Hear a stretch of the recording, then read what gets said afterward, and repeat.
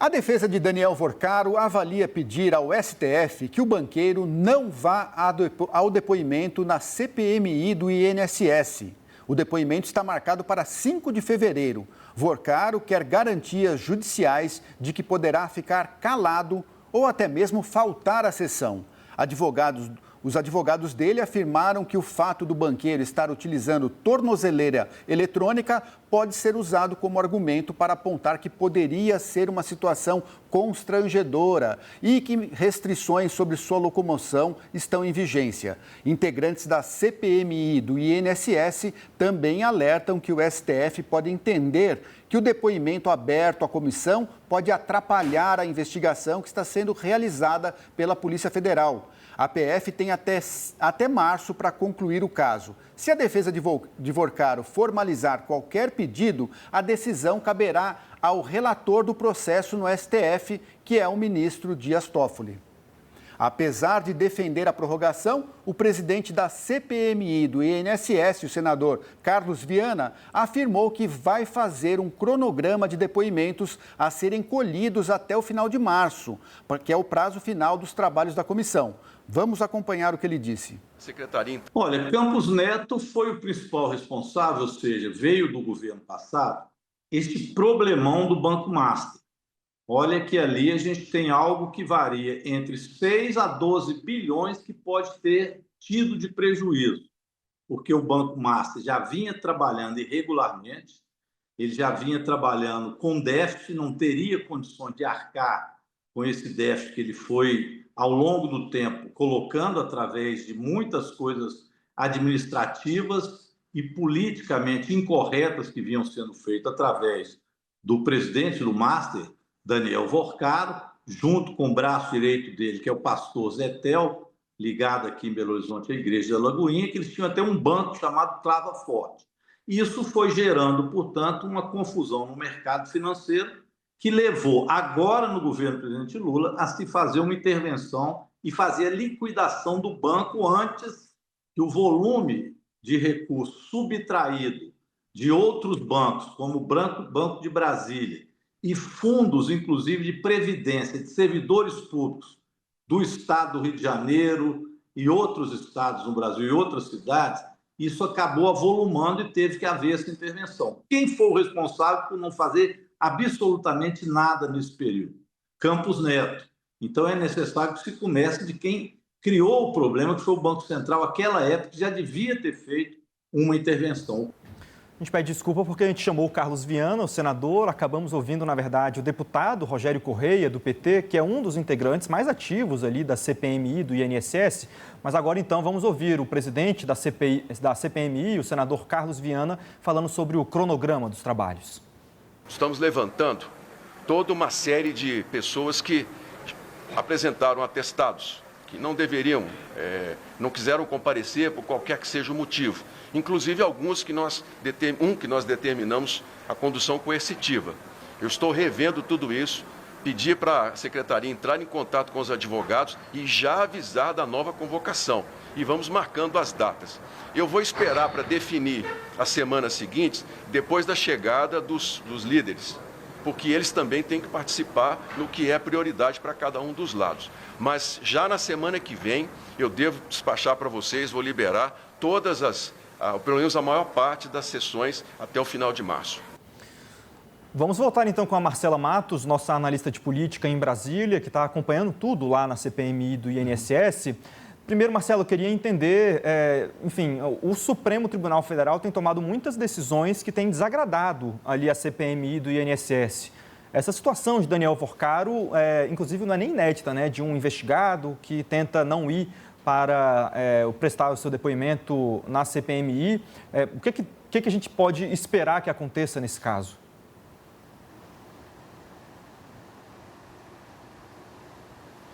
César, o histórico recente da CPMI do INSS mostra, sim, uma série de decisões do Supremo Tribunal Federal liberando a presença de figuras investigadas de comparecerem ali à CPMI.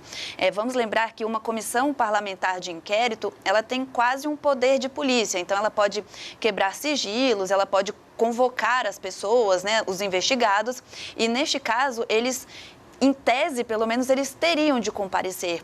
Mas essas figuras investigadas estão recorrendo ao Supremo Tribunal Federal e estão conseguindo habeas corpus que autorizam que elas não compareçam. O relator deste caso é o ministro André Mendonça, então houve sim muita insatisfação também com o relator das investigações, das fraudes às aposentadorias, porque acham que há algum tipo de ingerência também neste sentido de impedir o comparecimento de algumas figuras. Em geral, nesses casos, elas são obrigadas a comparecer, mas têm o direito de ficar em silêncio até para não se incriminar, mas, via de regra, elas teriam sim de comparecer. Então, o próprio presidente da CPMI já avisou que vai entrar com um ofício, neste caso é direcionado ao ministro Dias Toffoli, porque é ele quem investiga o caso Master, pedindo que o Daniel Worcaro compareça à CPMI e não haja nenhum tipo de barreira.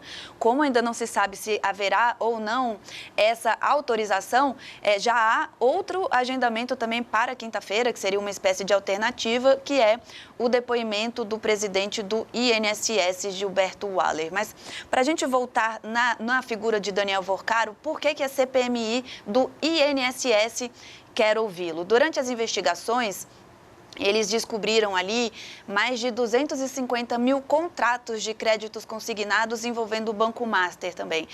E aí, segundo as pessoas que tiveram esse depósito, a maioria delas não reconhece, não autorizou esse empréstimo. Então, há uma dúvida sobre por que esses consignados foram firmados pelo Banco Master. Temos, então, uma investigação sobre fraudes em aposentadorias e, nesse escopo, descobriram também um esquema paralelo ali de créditos de consignado irregulares, sem autorização dos beneficiários. É isso que eles querem investigar. Tem uma investigação no Supremo Tribunal Federal envolvendo o Master e a compra do BRB. Essa é uma outra frente que a CPMI do INSS se debruça. E uma outra frente, inclusive, que pode gerar um desgaste com o Supremo Tribunal Federal, além dessa possibilidade de Daniel Worcaro ser autorizado a não comparecer, e há um temor muito grande de que isso aconteça, já tem um capítulo recente que a CPMI quebrou o sigilo bancário, fiscal, telefônico, telemático de Daniel Worcaro. Esse material chegou à comissão de inquérito, mas o ministro Dias Toffoli decidiu retirar de lá toda essa documentação. E é uma decisão que não tinha até então nenhum paralelo, mas Dias Toffoli mandou retirar todo esse material da CPMI e que ele ficasse acautelado ali sob a guarda da presidência do Senado. Então, o que já se avalia também é ingressar com um novo mandado de segurança pedindo a devolução desse material, porque realmente os membros da CPMI consideram que há um tipo de invasão, algum tipo de mistura ali, é um trabalho, a CPMI tem autonomia para investigar e algumas medidas recentes do Supremo Tribunal Federal, na avaliação da própria cúpula da CPMI, vem interferindo esse trabalho. César. Marcela, e só mais um ponto que eu queria explorar contigo. Você já falou, em linhas gerais, de por que a CPMI do INSS tem convocado o Daniel Worcaro, porque parecem que são coisas diferentes, né? Mas o próprio teve uma operação no início da semana na Rio Previdência por ter contratado, ter feito investimentos no Banco Master. Na Rio Previdência, no caso, foi quase R$1 milhão, R$1 bilhão, desculpa, um valor muito significativo. Mas qual tem sido, você também já citou essa decisão do próprio ministro Dias Toffoli de deixar somente com a presidência do Senado os dados sobre as quebras de sigilo de Daniel Worcaro. Mas o Senado tem enfrentado dificuldades também, nesse caso da CPMI do INSS, o Senado e a Câmara têm enfrentado dificuldades com decisões do ministro André Mendonça, que é o responsável pelos inquéritos relacionados às fraudes no INSS. Então, você pode explicar para a gente um pouco melhor por que Daniel Worcaro já tinha sido convocado, né? Já tinham requerimentos pedindo sua convocação antes mesmo desse caso agora mais recente, da prisão de Daniel Worcaro, dessas últimas buscas e apreensões do caso Master, e com quem você acha que pode ficar efetivamente a análise desses casos, se com Dias Toffoli, que tem dado mais reveses para a CPMI, ou com o André Mendonça, que, enfim, tem dado reveses, mais algumas vitórias. Careca do INSS, por exemplo, teve de prestar depoimento. Explica para a gente esse rolo todo, para a gente ter um cenário um pouco mais claro para essa próxima semana.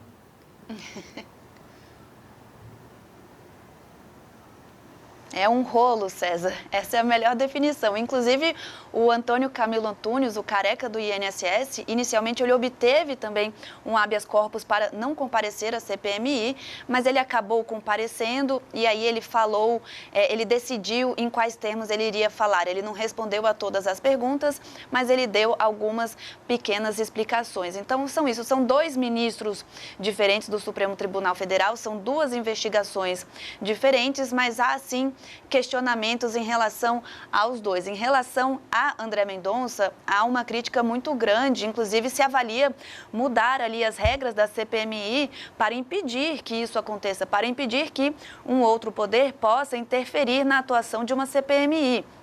Como eu disse antes, uma comissão parlamentar de inquérito, ela tem um poder de polícia, ela tem autonomia para investigar. Ela, inclusive, conta com servidores da Controladoria Geral da União, da Polícia Federal, do Tribunal de Contas da União. Então, tem um poder investigatório muito grande.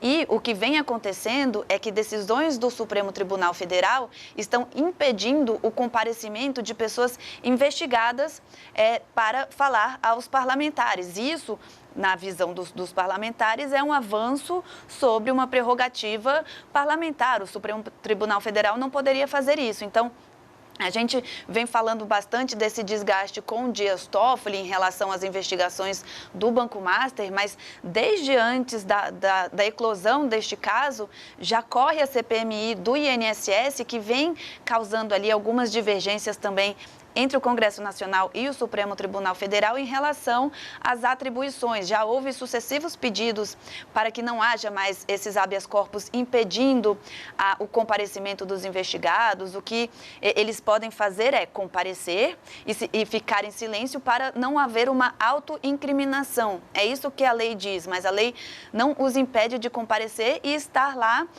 sendo expostos às perguntas. E aí a CPMI a gente tem que avaliar também com um contexto político, né? Os parlamentares são todos políticos, a CPMI ela é transmitida, então, ainda que essas figuras investigadas não falem, elas fiquem em silêncio, o comparecimento delas ali tem um peso da imagem e os próprios parlamentares acabam fazendo perguntas, mesmo quando eles estão em silêncio, e vez ou outra eles conseguem arrancar alguma resposta. É nisso que eles se amparam para justificar que tudo bem, eles podem ter a opção de permanecer em silêncio, mas a gente também tem que ter o direito de perguntar. E por isso que fica esse cabo de guerra com essas decisões do Supremo Tribunal Federal, por parte do ministro André Mendonça, que impedem o comparecimento. Não à toa, a defesa de Daniel Vorcaro já avisou que tem na mesa justamente essa hipótese de pedir para que ele não compareça à CPMI, e se ele for, também já está muito claro que Daniel Vorcaro tenderia, isso segundo a apuração da nossa Basília Rodrigues, a pedir também para ficar em silêncio. Então, há essa dificuldade em avançar nas investigações, e aí detalhando, né, César, tem as apurações sobre as fraudes nas aposentadorias, que seriam aquelas associações que fariam descontos nas remunerações, nas mensalidades dos aposentados, e esses descontos não seriam autorizados. O braço do Banco Master na CPMI do INSS é o seguinte: foram identificados ali contratos de créditos consignados que também não teriam sido autorizados. Esses contratos foram feitos pelo Banco Master. A CPI, inclusive, teve contato com pessoas que anunciaram, olha, eu nunca autorizei esse empréstimo, eu nunca autorizei esse consignado que está sendo aqui debitado na minha conta esse valor, essa mensalidade. Isso foi crescendo e foi por isso que a CPMI, então, abriu essa frente em relação ao Banco Master. Então, não tem a ver com a aposentadoria, com o INSS, tem a ver com os créditos consignados, e são mais de 250 mil casos como esse que a CPMI apura, César. E corrigindo até a mim mesmo, porque eu tinha falado daquela questão da Rio Previdência, dos estados que investiram o dinheiro da sua previdência no Banco Master, mas Marcelo explicando então que não é nem isso, né? Na verdade é o crédito consignado. Exatamente. Ô Marcelo, você já volta daqui a pouquinho com a gente, tem mais assunto para você comentar. César, só a gente reparar quantas vezes foi citado o crédito consignado nas oitivas de ontem. O Vocaro confirmou que tinha carteiras fortemente ancoradas em crédito consignado, né? Então, isso só reforça a importância de que ele seja convocado, sim, pela CPI para dar explicações. E nesse caso do crédito consignado, inclusive um depoimento, o que ele diz é que ele tinha nas suas carteiras alguns créditos ali, alguns títulos, né, que eram rápidos, ou seja, que davam mais liquidez, que era exatamente o crédito consignado, mas também tinha títulos que demoravam muito para você resgatar os recursos, como os precatórios. E muito do problema de liquidez do Banco Master estava relacionado a isso, porque tinha muitos precatórios, dinheiros que você consegue somente ver definitivamente ele mais para frente. Então, as pessoas, apesar de conseguirem colocar o dinheiro, não conseguiam recuperar uma boa parte desses recursos. E aí, a partir disso, que eles começaram a colocar os CDBs altíssimos, para ver se as pessoas colocavam o dinheiro dentro do Banco Master para ele ter uma liquidez ali, conseguir gerar dinheiro mais rápido, não dependendo tanto desses recursos de longo prazo. Né? E aí começou a fazer a falsa liquidez, né, César? Né? Títulos falsos, empresas de fachada produziam uma falsa liquidez no banco que ele não tinha.